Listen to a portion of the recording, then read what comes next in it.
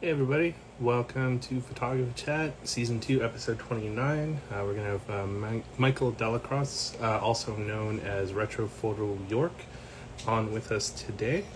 Let's see if we got him in here. Okay. Oh.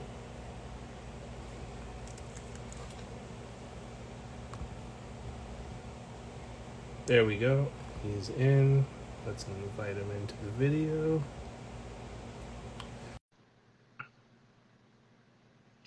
How's it going? Hey, Merlin. How you doing? Good, good. On the road. What? How's it? Where are you at right now? Right now we're in a Penske truck in, I think it's called Lovelock, Nevada. No That's clue.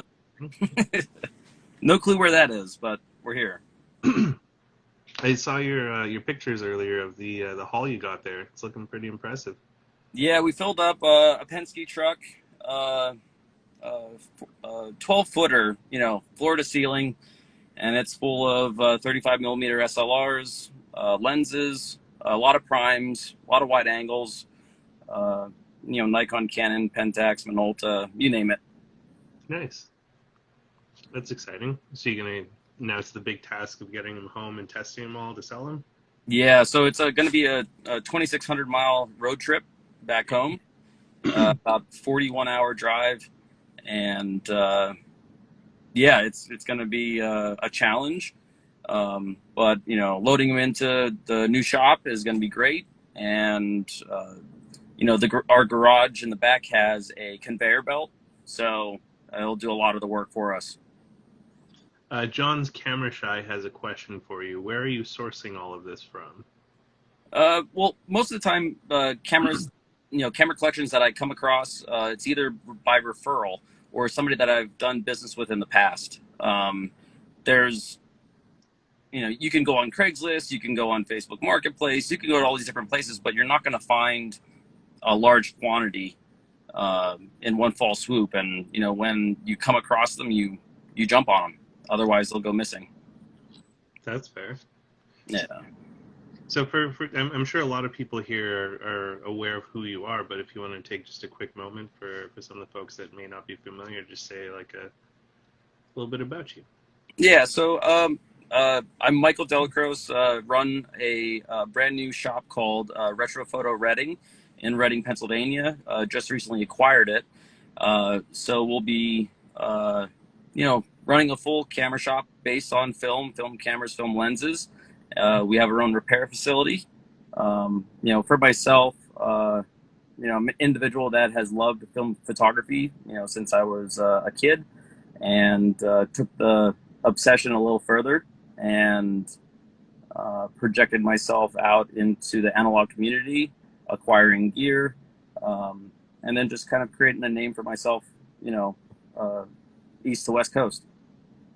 That's why. So how did you get started doing the like sort of camera sales things like that? Yeah, originally it was actually kind of weird. I used $500 that I won on a lottery ticket, Okay. and when Craigslist was just happening, and I just wanted to find a side hustle, and I loved film cameras and lenses, and came across a nice lot and bought it and made some money, and uh, I worked for several companies, as well as assistant buyer for KEH. So traveled and bought gear. Um, so definitely built up the knowledge of knowing how and what to look for when acquiring cameras and lenses. Whenever I look at a camera or I look at a lens, I know exactly, what the faults are, to identify. And as the equipment ages, it's unfortunate. There's a lot more wrong with this stuff than just by seeing. You have to kind of play around with them, shoot them, and that's why the selling film cameras and lenses and being able to stand behind what you sell is quite important, because eBay is not the place to buy. People find cameras in their closet and they put it on eBay and they want to sell it for what I'm selling it for, but all the equipment is serviced and checked out before. I want to stand behind what I sell. Yeah, because when stuff just sits around for a while, it gums up and kind of dies. And Oh yeah. Well, even this haul, this there's one of the units was, I think he hasn't looked at it for 10 years, so it yeah, just sat. Um, but this individual was collecting for a long part of his life. He used it as a business, and just needed to get out. So here I am. wow. Well, it sounds like you've got not only a long drive ahead of you, but a big task of all this sorting out. Yeah, and that's having before I didn't never had the space, so now having 9,000 square foot building, I could utilize the space and make sure that when somebody comes to the shop and they want a camera, if they want a FM2N, I'll have 6 of them, and they can choose from the FM2N which one that they like. If they want a black one, a chrome one, uh, beat up or not beat up. So That's wild. I kind of like ones that are a little beat up a little bit. It gives them a little bit more character, yeah, personally. a little bit of brassing, definitely goes a long way. Yeah, like I used to have an F3 HP that I really loved because it had really nice brassing on it and it worked beautifully. Um, I just never really shot with it much. So before I Oh, left Toronto, I traded it for a GW 690. And I think I made out better on that trade than oh yeah, definitely. They're hot cameras right now. they are. Thanks, Willem Verbeck. Yeah. Yeah, But and that's the one thing, a lot of these cameras people promote, and the value goes up on them. It's just a trending source. A lot of people go after Yashica T4s and Pentax, Pentax 6.7s. A lot of it's hyped up, and some cameras are really awesome, and then other ones are so. But I always caution people with electronic cameras. When they die, and there's very few people that do service them. yeah, that was why I sold. I used to have a 35 Ti, and such a beautiful camera. Like Oh, Nikon did such a gorgeous job on that, but there was always that sort of thought in the back of my head that like one day I'm gonna turn it on and nothing's gonna happen. yeah. And I was kind of like, I don't want to be the person that happens to. So, Well, even the little dials on them, they kind of fall out, out of sync, and yeah, it's cool. But once you have an electronic error, just like the Leica Mini Luxes, they give you an error 02. They can be serviced, but very few people know how to do so. yeah. Well, even with like my main camera now is a Nikon F5, and I know that one day it's just gonna die, and Yeah. made peace with that. Yeah, I think it's nice that there's individuals out there that are trying to repair cameras, and I think that we do need more skilled techs that are out there. Um, there's a Learn Camera Repair on Facebook that people, I think Eugene Pate runs that, and it gets people into being able to get a little bit more serious about fixing the cameras. And if you're uncomfortable with fixing cameras, send it to somebody that knows how, because one more dead camera out there is not going to help our cause. No, not at all. And there's like lots of cool things happening. Like I noticed earlier on, OpenSX70 popped in. They're doing some cool stuff with Polaroid cameras. And Take always talks about how much spare parts you have. So it's like, yeah, Uh, you're yeah, yeah, I have a lot of spare parts. I would say I always tell people I have about 10 million new old stock camera parts, and I try to share them with the community on cameracenterofyork.com, which is another shop that I supply equipment for. Um, and there, I think they have probably about maybe 5 million parts there, but we could probably build a couple Nikon Fs from scratch, just from just the sheer parts. Um, so we'll try to service as many cameras that are out there, and having that many parts definitely does help. But the parts that go bad on a camera are the first ones we run out of, and that's just a reality to the repair business. yeah. Well, and also you gotta think like some of these cameras are so old. Like, you look at Leica M3s, some of those have been around since like the 50s. Yeah. My C33, I think, is from like the 60s. Yeah. And Yeah. most of them are still trucking today. Yeah, there's a lot of cameras out there that will definitely stand the test of time. And everybody that's using cameras, it's definitely does help. I think, um, the more that we could, service the cameras and make sure that they're going to last longer than our usage for the next generation, this goes on. But if you break a camera and you just throw it away, they're not making them again. So, think for the future. Yeah, I think that's an important sort of point to hit, is like even broken cameras still have some value to them to help the community. Oh yeah, like you break something within the camera doesn't function. The battery cover, just the battery, cap that's on the camera could help another person be able to use their camera. Um, Something ever so simple as that. You go on eBay and you look for parts, and you're trying to find a part that you can't find that's gonna make your camera work properly.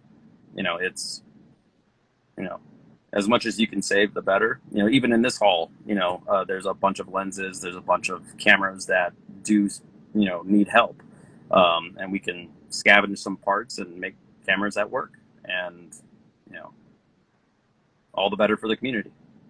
That's exciting. So, in the before times, did you used to like hit up camera shows and stuff like that too, like the big like exhibitions and? Yeah, like I used to go to camera shows. I used to go to the one in Toronto. Of course, being from the U.S., we'd have to cross over, but there was a camera show at the Toronto Delta.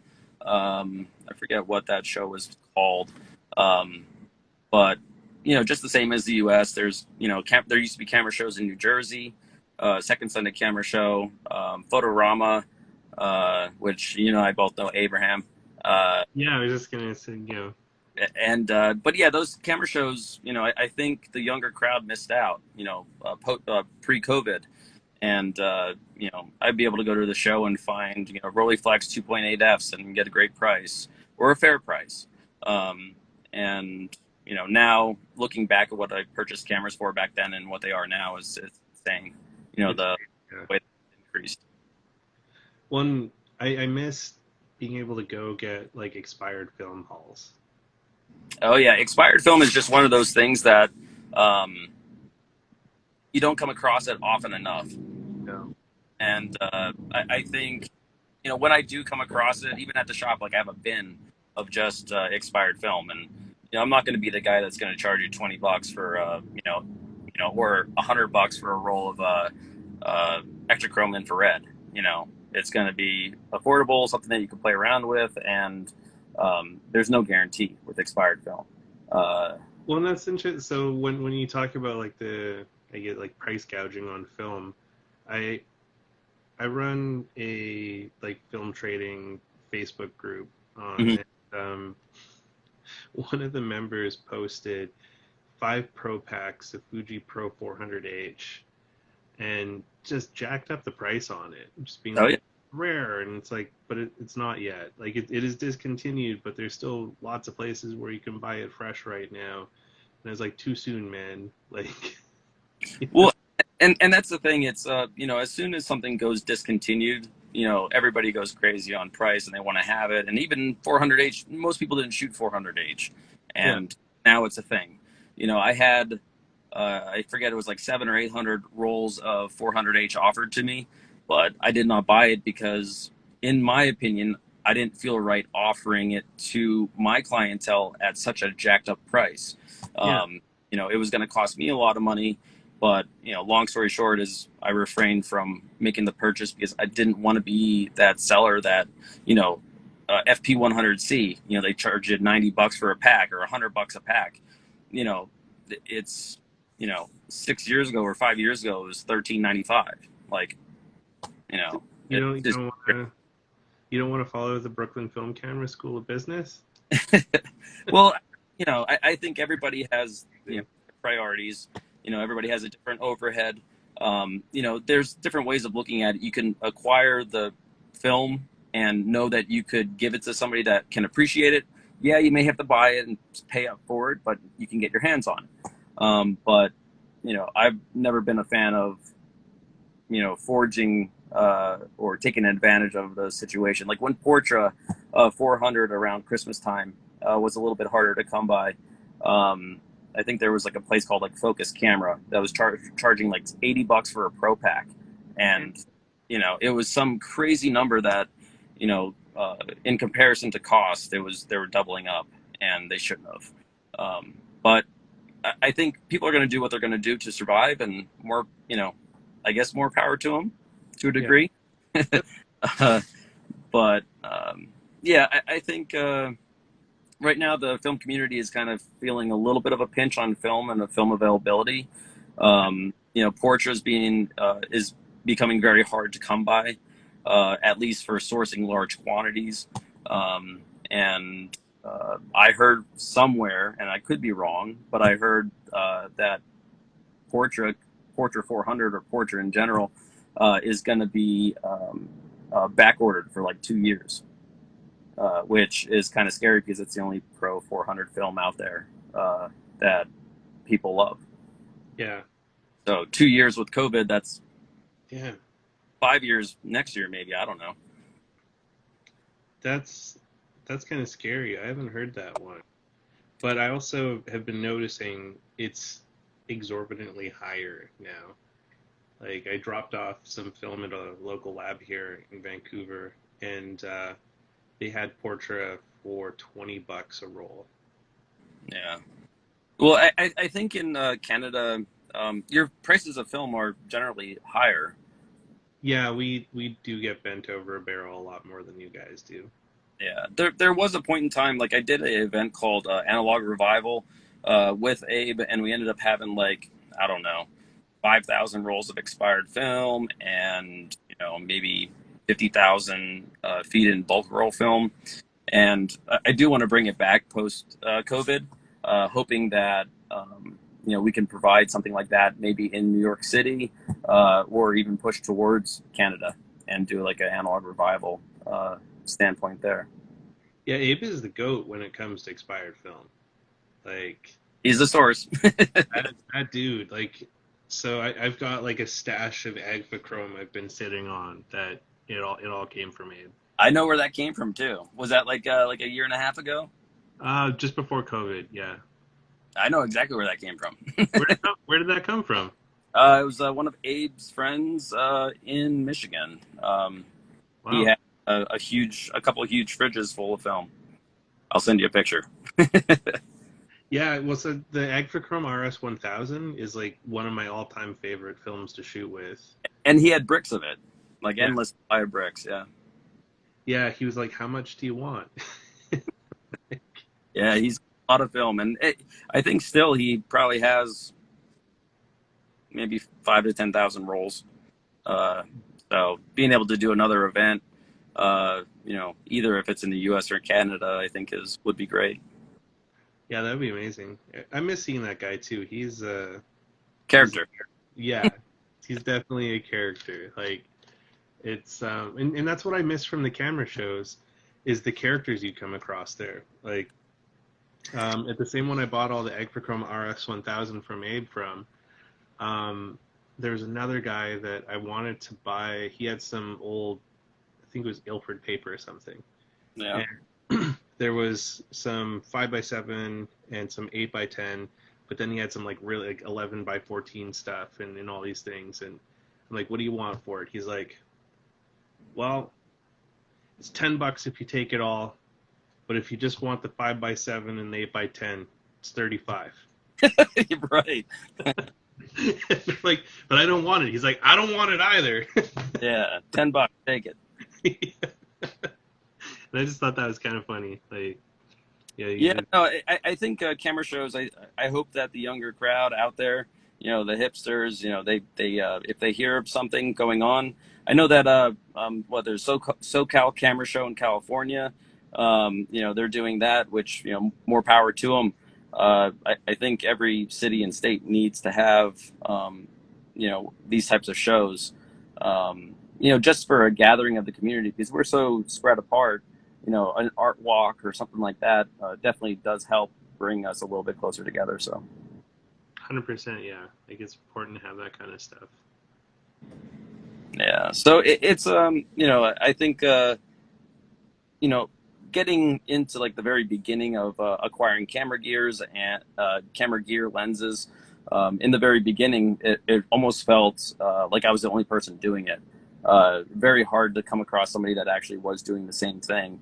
Uh, so now, fast forward, everybody wants a piece of it, and everybody wants to be in film and lenses, and even if it's collecting or if it's shooting.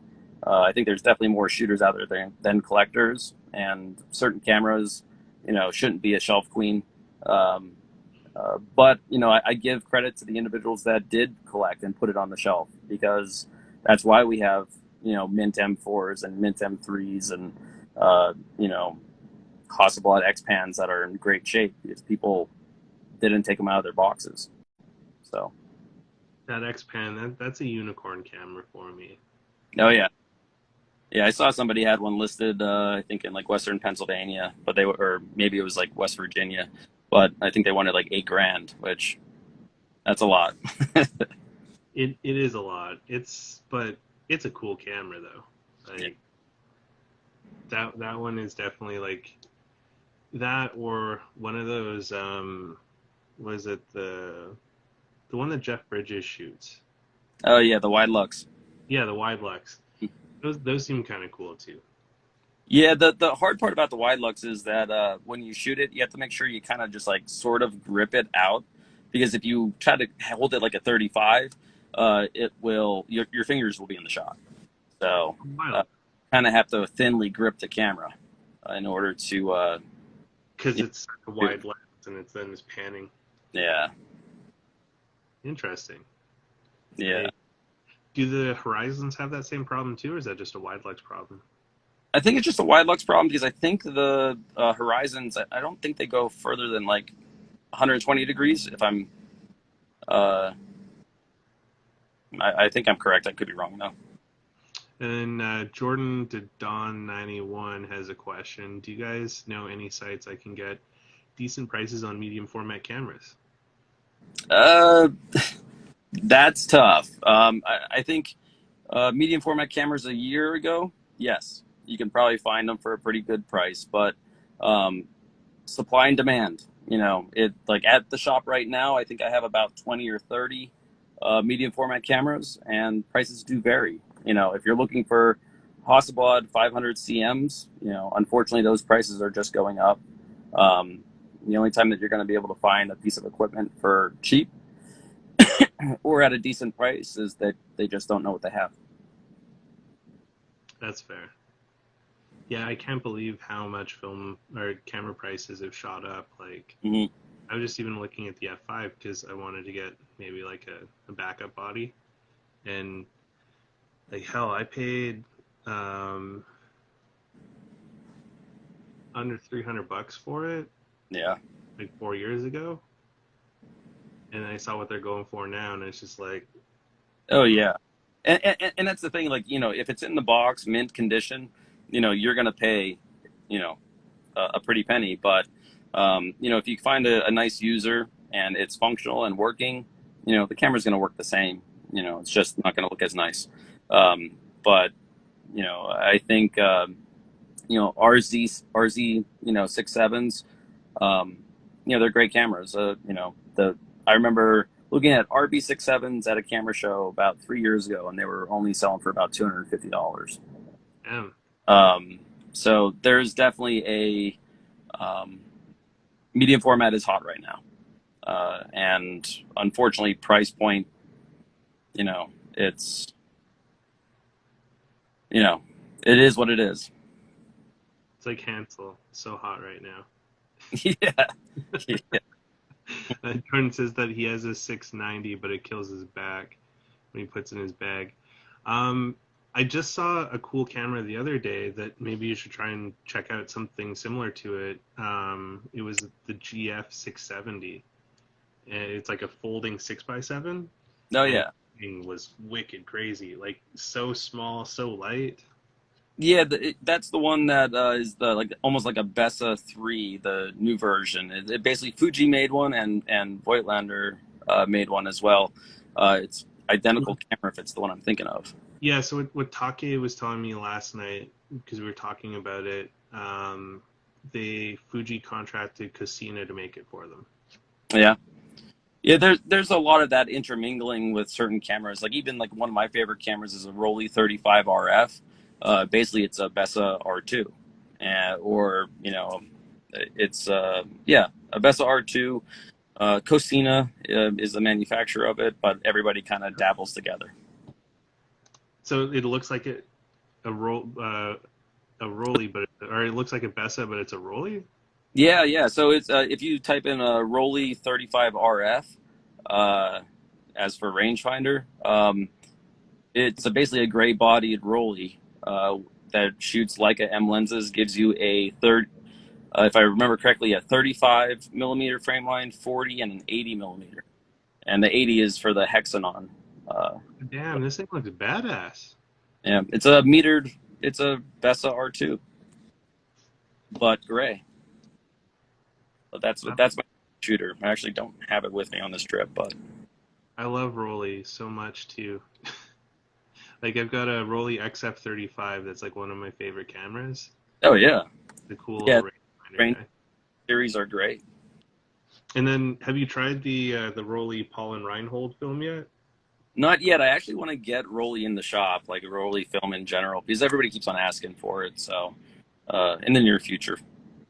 The Paul and Reinhold is pretty cool. It was like an anniversary special edition film. So it comes in. There's two in each roll, and one is labeled Paul and the other one's labeled Reinhold. Nice. And it's a 640 ISO film, but you can shoot it from I think the range is 320 to 1600. Mm, that's So nice. Good range. it's a very cool film. I've been shooting a ton of it because Downtown Camera got a bunch before I left, and it was a good price. So I ended up scooping up a bunch of it before I left Toronto. Oh yeah. There was a dealer in Canada. I forget his name. Maybe Gary Perry or somebody was a dealer of Rollei film out there. Um, there's a couple films that people were asking for recently, but you just can't get it. And I think it was a Rollei film. It's like I forget bird something. I can't remember what it is. Oh, the Crossbird. Yeah, there it is. Yeah, Everybody for that stuff. this is a cool film. And it says shoot smart, use film. It's a cool film, but it hasn't been around for a while. Yeah. Um, Well, and that's the thing that if you find expired film, you find it in pockets, or newly produced film, everybody scarfs it up. And there's a thing about hoarding film, and then there's like when you have hundreds of thousands of rolls, or really kind of going way overboard. But I think I'm like a mini hoarder because like I don't hoard that big, but it's like I really like Crossbird, so I bought like a dozen rolls of Crossbird, and they've been sitting in my fridge for like the last year. And then Ferrania P30, fell in love with that and bought a whole bunch of that.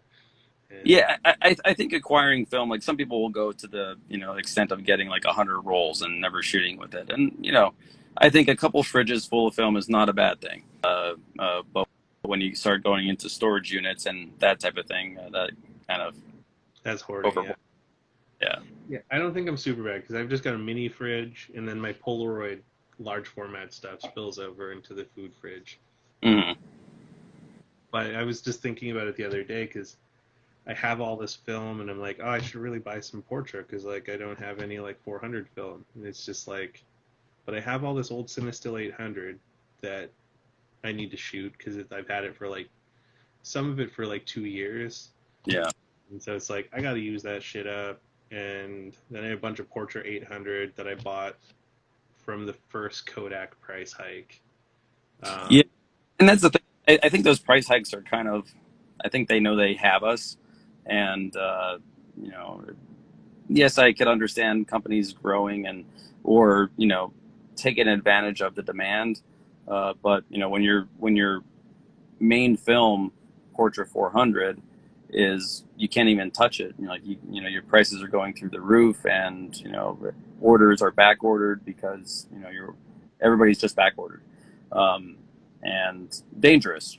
Dangerous in that, right? And Ilford increasing their prices, Fuji increasing their prices. It's almost like a tit for tat, and Yeah. who's going to fold or who's going to stop? And I'm not sure who will, because like as long as there's demand, and there's a ton of demand, thanks to lots of the, you know, creator videos out there getting people hyped up on film, and so people are yeah, buying film cameras, and then you're getting people starting that it's like $20 for a roll of Portra is normal because that's what they started with. Where it's like, right. I remember back in my day when Yeah. Portra cost $9 or something.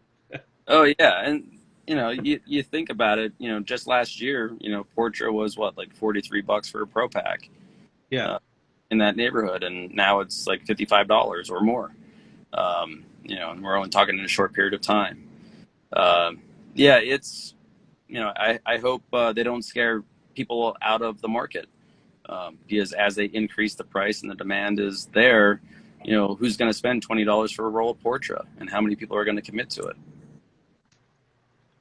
It depends on how many people make YouTube videos reviewing Portra. Yeah.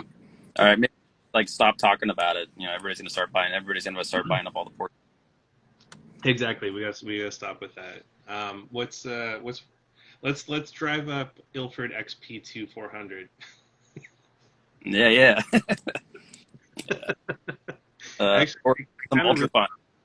the which one? Oh, the Ultrafine. ultrafine. Good. Yeah, the Kentmere ultrafine. Mm-hmm. Yeah, that's a super underrated film too. Yeah, I think. Well, and that's also the consumer films are becoming harder to come by. At least in the orders, trying to acquire it. Every single time I get shut down, I just tried ordering. I think it was like 1,000 or 2,000 rolls of C200 from a supplier that I have, and can't get it. Yeah. So it's hang on to your film, but also shoot it or hoard it in a respectful manner. Storied says, I think if you hoard film, you're sitting on memories. Film is meant to be shot. The more you shoot, the better photographer you can become. I can like I mostly agree with that. Um, but sometimes there's some people out there that shoot that it doesn't matter how much film they burn. Yeah, there's some people that just burn it. Yeah. Go But as straight. long as you're having fun, who cares? Like, enjoy yourself. Definitely. Well, Story Road is definitely he's a good guy. I bought a lot of cameras from him in the past, and actually fairly recently. And I got to pick up that Kodak sign from you, Brad. Nice. Where is it? Joe. Hey, Joe. And Joe says, do you think we'll see a relaunch of 400H similar to what we saw with the relaunch of Acros? I wouldn't be surprised. I think for how they ended it so abruptly, um, I think that we won't see it. Uh, Sure. just because of the color layers. They're having a lot of difficulty with that. Even coming under fire under the EPA in the U.S. for the Velvia film with the carcinogens and stuff like that they're deeming it unfit for sale in the USA. Yeah. Stuff like that I think is going to become more prevalent, and uh, yeah, you just can't put crap in the film and then expect people to process it, and then I guess inhale it. I don't know. Maybe people are eating it, Velvia film. I don't know. Well, I mean that it does say like um, when you load Instax, yeah, where is it? Do not put in mouth. So it makes me wonder. It's like how many times did something happen where someone ate an Instax that required Fuji to write on every single Instax photo that goes out, do not put in mouth. Yeah, that there was some kind of lawsuit somewhere that they then had to put it in there. somebody ate it, and because they didn't say it, now they got to put it on all their film. It's Yeah, crazy. this is why we can't have nice things. But Polaroid doesn't have that, so maybe that says something about Instax shooters versus Polaroid shooters. I don't It's know. true. But yeah, the EPA kills a lot of things, but they also try to protect the environment, which is important, especially given the fact that like most of it's on fire right now, and then we're having really weird weather patterns and stuff. Like there was a fucking tornado in Barrie, like 2 hours from Toronto where I lived, like that took out a bunch. It was just like, how did a tornado hit there? Like, it's Yeah, they don't tornadoes have aren't supposed to there. happen. Yeah, they don't happen there. So it's just like, how the hell did that end up happening? So it's just the planet's mad at us right now. Yeah, I agree. So, Gabe Film Geek says Polaroid should print "Do not shake." They absolutely should. Outcast. That's the biggest lie that Outcast has perpetuated. That you should shake it Well, like a Polaroid picture. yeah, the chemical won't set, and then you're actually fuzzing them out. So, Yeah, or the shot. yeah. And if you shake it aggressively enough, you'll ruin the shot. Yeah, don't Yeah, shake. you never should. It's interesting, like the chemical magic that happens inside one of these things that people have no realization. Oh yeah, no, it's definitely an amazing process. I hope somebody comes back with it, and uh, even the peel apart. Like when I used to shoot for fun, and in the early on, like that was my thing. I used to get an 8x10 Deerdorf, shoot Type 54, Type 55 film, and you'd have your negative, with your positive, which was amazing. Type 55 is such a magical film. Yeah, no, I think actually when I bought the shop, there's also I might give it away. There's some Polaroid peel apart, some professional stuff that's been in the fridge for probably about 15 years now, 20 years. We could talk some turkey about that. I might be interested. The Type 55 is interesting too, though. So, Type 55 happened because of Ansel Adams. Yeah, Um, so, it's kind of an interesting thing that a lot of people may not be aware of with Polaroid. Polaroid employed a whole ton of artists. Like they were either on Polaroid's payroll or they were sponsored by Polaroid. And yeah, Ansel Adams was one of the artists that was on Polaroid's payroll to help them like develop and test film and stuff. And he thought the peel apart was cool, but he's like, this is shit unless I can have a negative. yeah. And, It is. yeah, and so they were like, okay, well, Ansel says this is shit until we can have a negative, so we need to figure out a way to make a negative, and they made Type 55 because of Ansel Adams. Yeah. Is it? Story Road asks, if film becomes too expensive, why not try to make the processing reasonable so that people can still enjoy it, keeps film alive, and don't want to see it go away again? Yeah. Yeah, no, I agree. I think even for labs to process chemical availability. I was batting around the idea of with my lab to offer discounted processing, or don't throw it down the drains. Everybody does it all the time. That's what's ruining our uh, waterways. You're just dumping things. The silver is really the killer. If you're going to get rid of things, developer's not so bad. The fixer, that's what's gonna do it. Um, but yeah, I would say somebody out there, definitely produce chemicals. Makes it a little bit more affordable.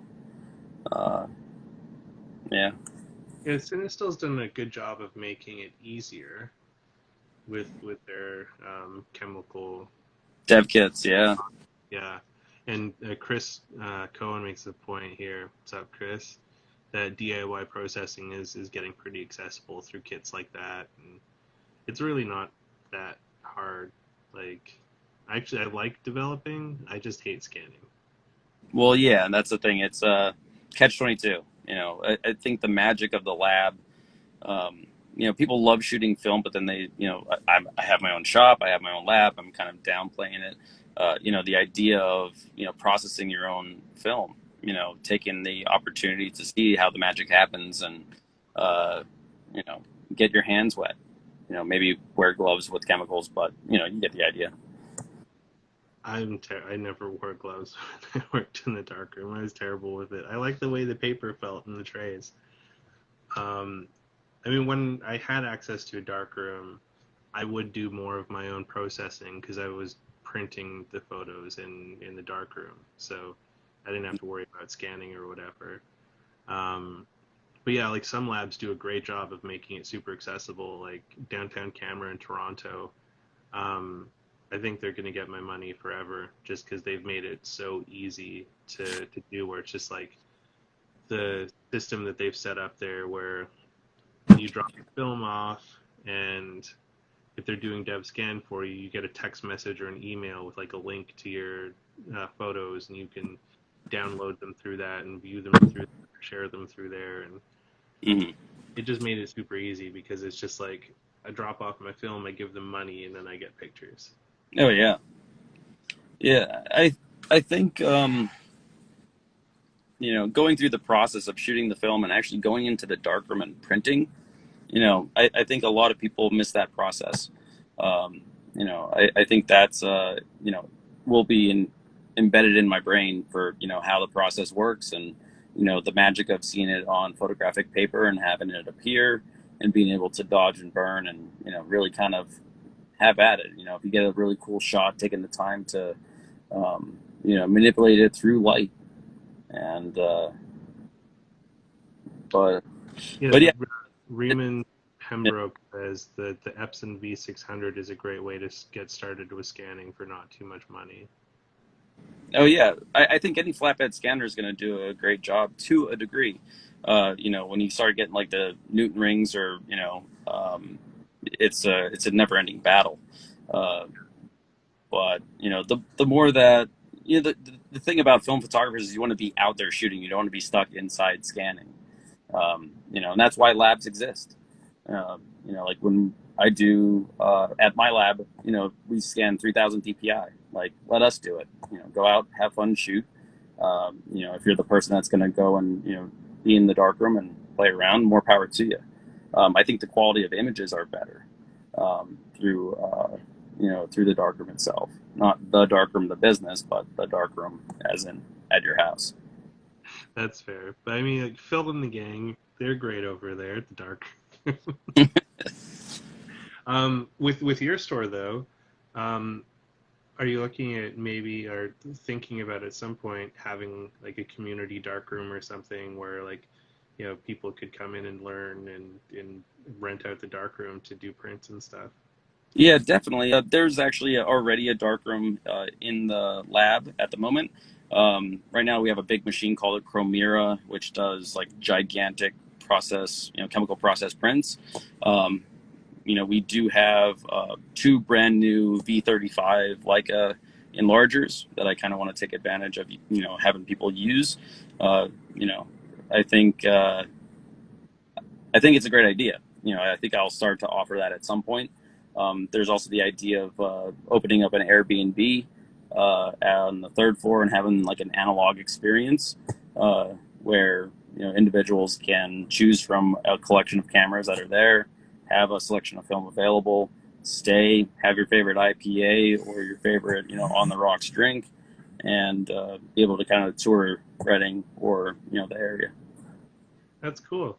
Dabble in a darkroom as well, within the same Airbnb space. That's very cool. Yeah, I saw some of your pictures of the office space there too, and that whole building looks really cool. Yeah, it's exciting. It's it had a lot of storage units, so the idea of this space, I think I keep on saying it's 9,000 square feet. It's actually 10,000, which I searched through data, but whatever. We're basically trying to fill it as much as we can, and I was explaining to some people that walked into the shop just as like a tour to visit. And the idea of the shop is to, it's like when you buy a pair of shoes and you grab the, one shoe off the wall and you want that. particular type in a certain size. Well, the idea of, like an FM2N, you pick it off the shelf, you might want that, and then you have a choice of them to choose from. So, the idea of having many cameras in one space, we carry a lot. So it's kind of like a one-stop shop, but for the analog. And I think you go to a lot of camera shops wherever you go, and there's a lot of digital gear, but then there's like a very small section of film cameras. This is the opposite. This is going to be the opposite. This is like 300 film cameras on the shelf, and all the lenses to choose from, and yeah, and some of the stuff that I carry is more high end, but even this trip today, there's 1,000 35 millimeter SLRs, in all primes, and so people can have AE1s, K1000s, the whole shebang. So my friend Chris here says that he wishes he could find a rewind knob for his FM2N, which is a dig at me because I have a rewind knob for him that I was supposed to mail him like years ago. I don't know where the fuck I put it between my move from Toronto to Vancouver. So, well, if you need one, I have one. All right, maybe we'll talk turkey about that. Cool. He lost it on a photo walk one of the last times I was visiting him up in Edmonton. It had just like spun off while we were walking around, and yeah, it happens a lot. I think everybody that's watching this or may watch it in the future, check your rewind knobs. They tend to fall off. Just make sure that they're tight. Yeah, on my F5, I've noticed that there's a few times where I've had to there's a little Phillips screw under Yeah. Yeah, and I've had to tighten that up because I've almost lost it, and I've lost countless rubber. I cup. Yeah, not the eye cup, but like just the little rubber that goes around, and yeah, I've lost so many of those. Yeah, small little accessories, and that's the biggest part. Is like even through Camera Center of York, like we have a big selection of accessories. Things like that fall off. Very likely you could find it. But yeah, somebody says Loctite. You could use Loctite. You could use nail polish, whatever it is on that set screw, and I'll at least keep that in place. And that's also, I think, what you mentioned, the GF 670. The rangefinder falls out of place, and when we do the service, we use a little bit of. We don't like to use Loctite. We use just a nail polish to. Okay. Place, but those particular cameras are known to have that issue of like if you banged it off something, the rangefinder falls out quickly. That makes sense. It felt a little delicate compared to like the GW 690. Yeah, it's a completely different animal, and they actually make a wide version as well, which is a little bit harder to come by. Let's see, what is it? It says, Brad says, by the way, you mentioned a Rollei 35XF. Awesome camera. Yeah, he said he sold one to me. That was a couple months, maybe a month or two ago. They are such a fun camera, and Chris, the guy who's shitting on me about the FM2N rewind knob, he gave me the XF 35XF that I have because he wasn't using it much, and I ended up loving the heck out of that camera. Like, it's one of my favorite for street because the shutter on it is quiet. Like, there's like nothing to it. Just a little snap, you barely hear it. Yeah, just like a click. That's basically it. Super quiet, and I think it's a f2 lens. It's a pretty like wide aperture on it, which is kind of nice. Yeah, I think a lot of those Rollei cameras, I think there was a point where people loved them and then it kind of went away. But I think any of the Rollei 35S's are great cameras, and either 3.5 or 2.8, depending on what the sonar or the Denar. Either way, definitely solid little cameras. And I think what is it? It's a brand I carry. I can't even remember. The Kex meter.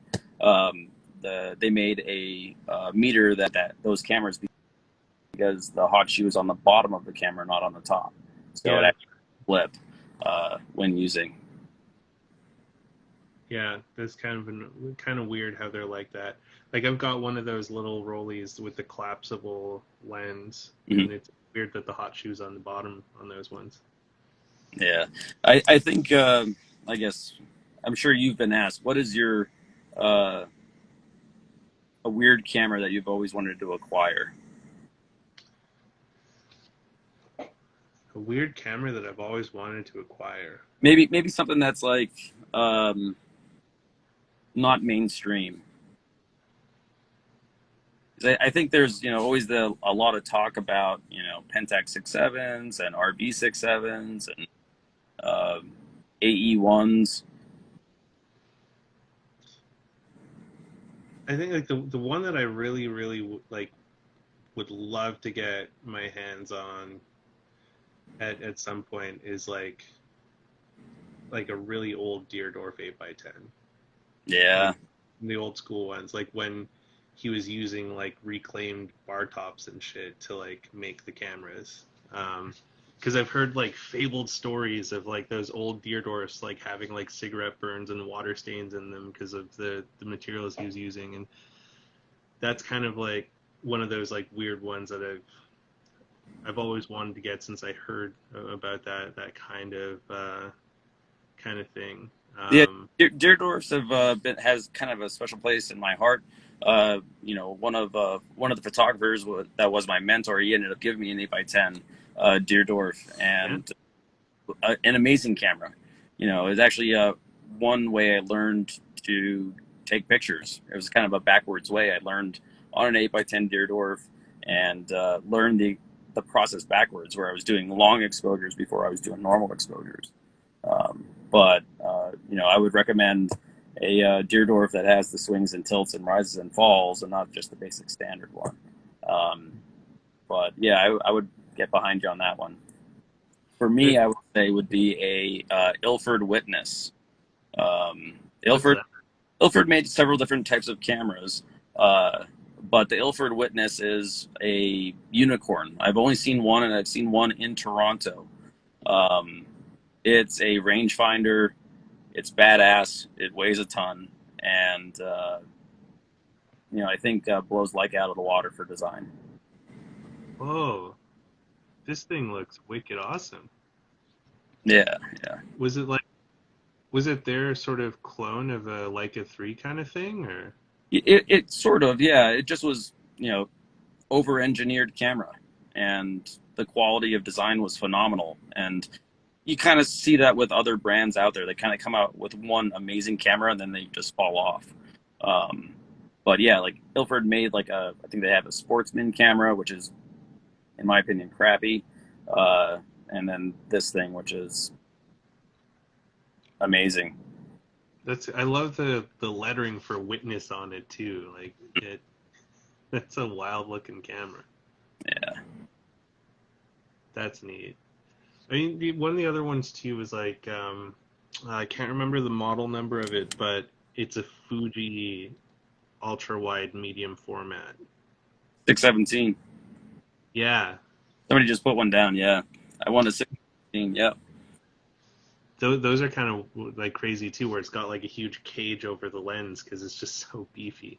Oh yeah, you have that, and then you also have to put a center filter on it so you don't get vignetting throughout your shot, because you'll have fall off, light fall off.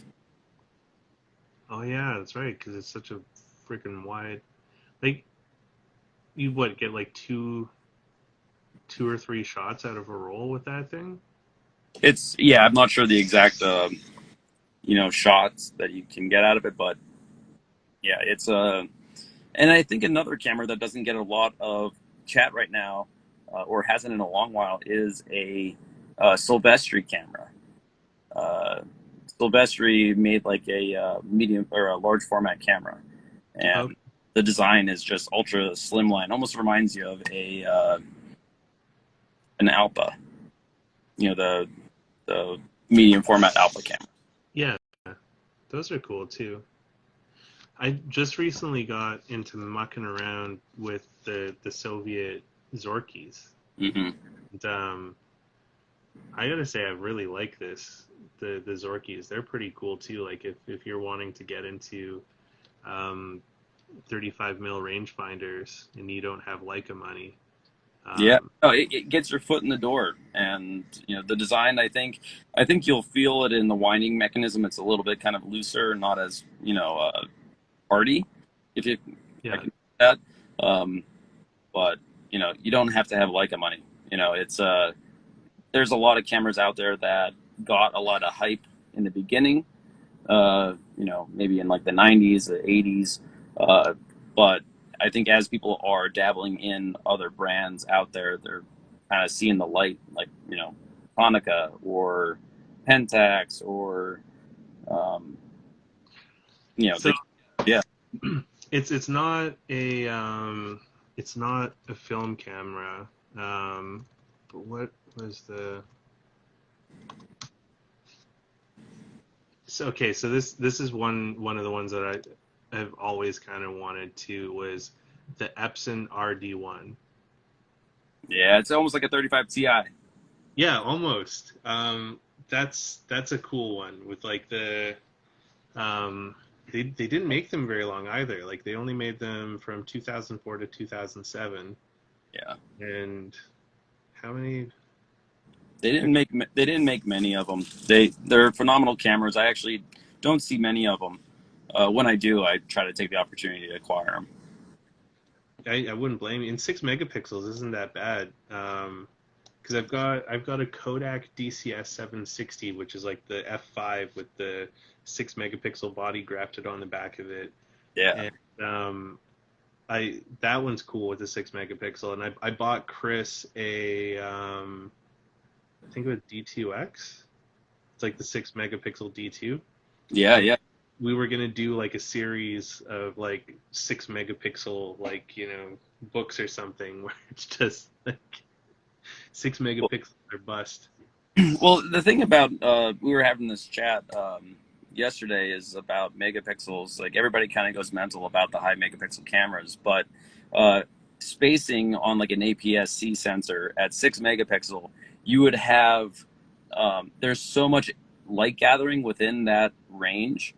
Right now, you have like such a small pixels at like 40 megapixel that it can't gather the light, and that's why they have the ISO adjustments. Um, but in the past, you would shoot like a Nikon D40, 6.1 megapixel. That camera has amazing light gathering qualities per pixel. Um, I think a lot of people kind of go on that bandwagon of, bigger, best, type of mentality. Yeah, I never thought about it that way, but that makes a ton of sense because it's just like just because you have all these megapixels doesn't necessarily mean you're going to be able to take full advantage E- of them. Even in scan quality, going from scans, everybody's always hell bent about a high DPI and 17 megabyte, but the only time that you're actually going to see that quality is when you print it. On your screen, it's going to look the same damn thing, at a lower res, unless you're 72 DPI and it's like completely low res. So I've kind of found that interesting too because I'm a little bit cheap sometimes, and so when I get my scans from Downtown Camera, I just order the JPEG scans, which are 72 DPI scans. But the quality of them has been decent enough that I've done 11 by 14 prints with them that look fine. Oh yeah. I've done book projects with them that look fine.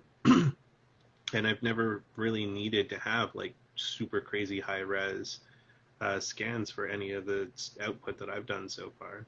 Yeah, I think it's kind of same thing with high resolution or higher megapixel cameras.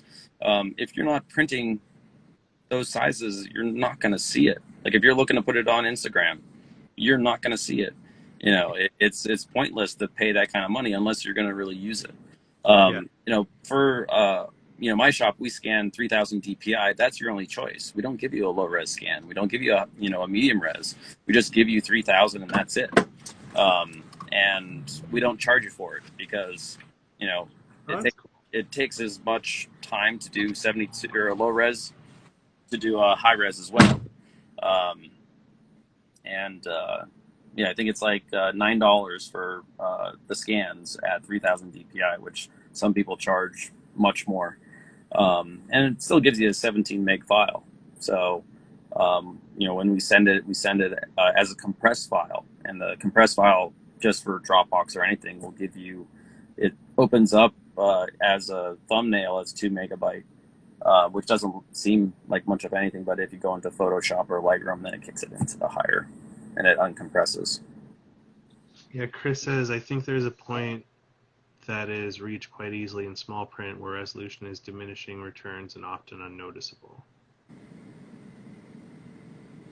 And then Doug Hansen said, +1 for the Zorky, and word up to Doug Hansen. If you want to learn how to do tintype or like play with like large format stuff and you're in the Chicagoland area, look up Doug Hansen art. The guy, he's wicked brilliant. Yeah, in the before time, I was planning on going to Chicago to learn the ways of tintype from Doug, and maybe one day in the future. I think tintype, and you can actually easily do it. There's, I have a friend in Lancaster that, used to do a lot of tintypes, and you can buy, the silver and the mixes and everything, and, the more potent that you can make it, and the collodion, the better. They were also showing you kind of how to make the hard cases, that you would get with any kind of tintype.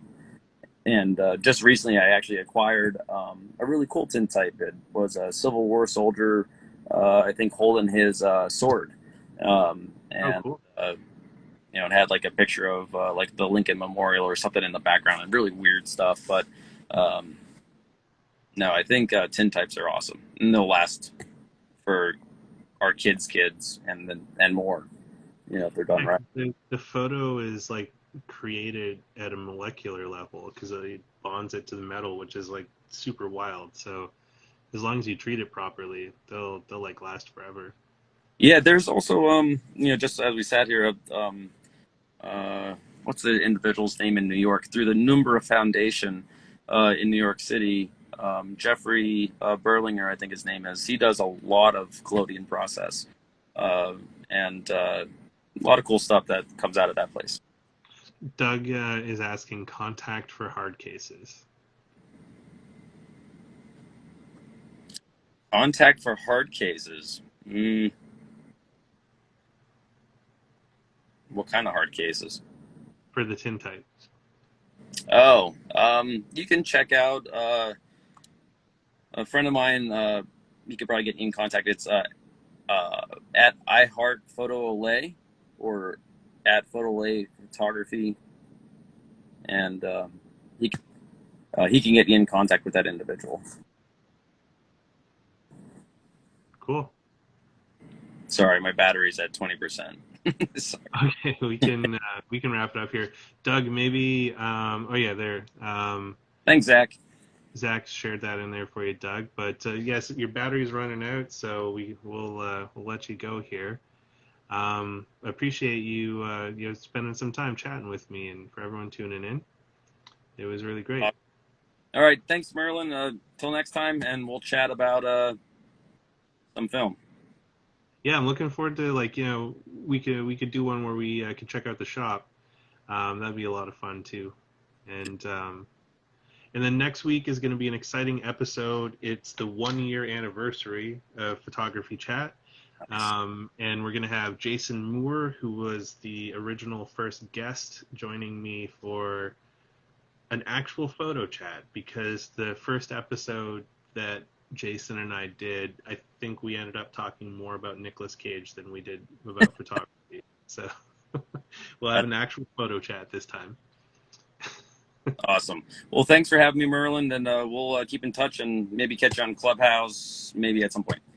Definitely. Sounds good, man. All right. Safe travel, and everyone stay safe out there. See ya. All right, bye.